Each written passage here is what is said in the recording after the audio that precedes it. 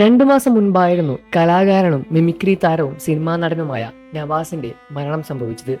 2 മാസങ്ങൾക്ക് മുൻപ് ഹോട്ടൽ മുറിയിൽ മരിച്ച നിലയിൽ നവാസിനെ കണ്ടെത്തുകയായിരുന്നു.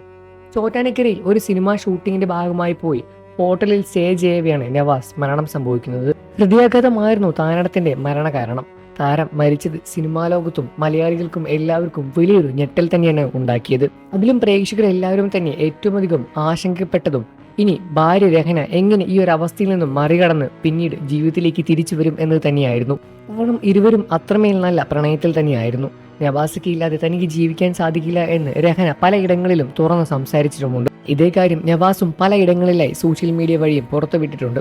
ഇപ്പോഴാ രഹന അതേപോലെ നവാസ് മരിക്കുന്നതിന് മുൻപ് നിമിഷങ്ങൾക്ക് മുൻപ് വരെ പകർത്തിയ കണ്ടുമുട്ടുന്ന ദൃശ്യങ്ങൾ തന്നെയായിരുന്നു സോഷ്യൽ മീഡിയ വഴി സമൂഹ മാധ്യമങ്ങളിൽ ഇപ്പോൾ വൈറലായി മാറിക്കൊണ്ടിരിക്കുന്നത്.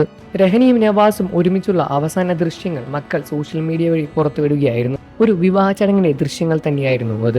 വിവാഹ ചടങ്ങിൽ വെച്ചായിരുന്നു താരങ്ങൾ അവസാനമായി നിമിഷങ്ങൾ പങ്കുവച്ചത്. ഒരുപാട് ഷൂട്ടിംഗ് തിരക്കുകൾ ഉണ്ടായിട്ട് കൂടി രഹന വാശി പിടിച്ചതുകൊണ്ട് തന്നെ നവാസ് വിവാഹ ചടങ്ങിൽ പങ്കെടുക്കാൻ വേണ്ടി എത്തിയ ദൃശ്യങ്ങളായിരുന്നു അത്. നവാസ് തന്നെ പാടിയ ഗാനം തന്നെയായിരുന്നു വീഡിയോയ്ക്ക് ബാക്ക്ഗ്രൗണ്ട് മ്യൂസിക്കായി മക്കൾ ഇട്ടിരിക്കുന്നത്.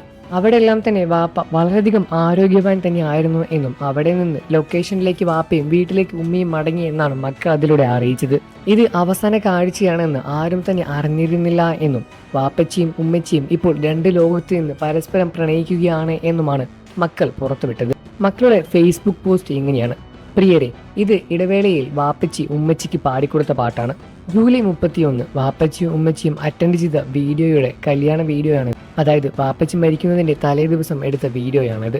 കല്യാണ തിരക്കുകൾ കൊണ്ട് തന്നെ വാപ്പായടുത്ത് എത്രയും വേഗം വരാൻ പറഞ്ഞപ്പോൾ ഷൂട്ടിംഗ് തിരക്കുകൾ കൊണ്ട് തന്നെ വരാൻ സാധിക്കില്ല എന്ന് പറഞ്ഞപ്പോഴും ഉമ്മച്ചി വാശി പിടിച്ച് വാപ്പച്ചിയെ കൊണ്ടുവരുത്തുകയായിരുന്നു.